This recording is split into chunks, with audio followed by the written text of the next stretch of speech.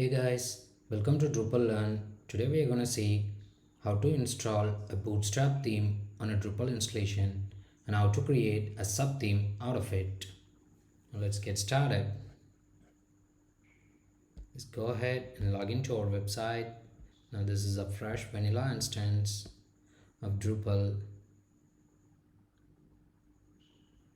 where you have only the basic themes which is listed under appearance. As you can see, only Bartik and 7 are available. Now let's go and fire up the terminal. Now let's go to our directory and see. So in order to install any module or a theme, I'm installing Lando for local development. So I'm preparing the command Lando composer require Drupal and module name. In our case, we'll be installing Bootstrap. So as you can see, it's downloading and installing the latest version. When you don't specify any explicit version, it will automatically download the latest stable version of Drupal module or theme, whatever it is.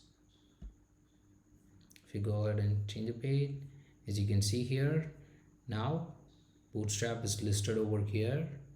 Now let's go ahead and set this install and set as default. Once you switch back to the site, you should be able to see the Bootstrap theme has been applied. Create a subtheme out of this.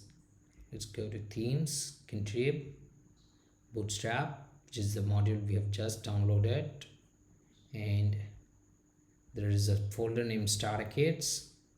Inside that there is another folder named theme name. Copy the entire folder, come back, create new folder named custom, paste the folder, you just copy it out and try renaming it. Now let's just name this learn theme. Now open this folder and there is this 3 files, libraries.yaml, starterkit.yaml and theme name.theme.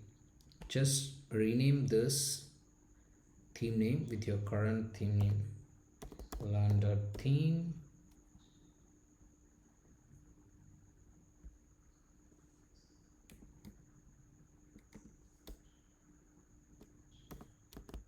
learn.libraries.yml, and this one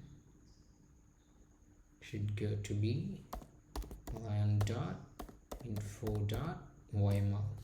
Let's go ahead and open this.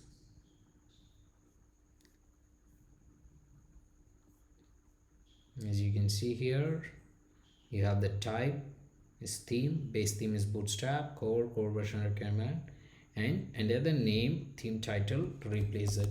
Let's just put it as learn, and the description says a Drupal Bootstrap base sub theme. Let's just save this and go back to our site, click on appearance.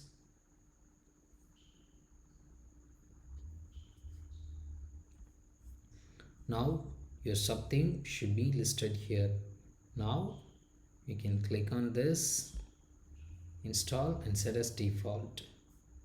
Now your sub theme is the current theme name here as well.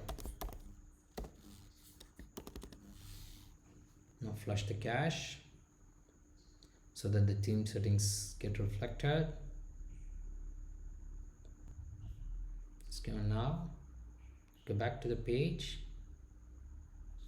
Now you can see the default theme is your custom sub theme. Thanks for watching, guys.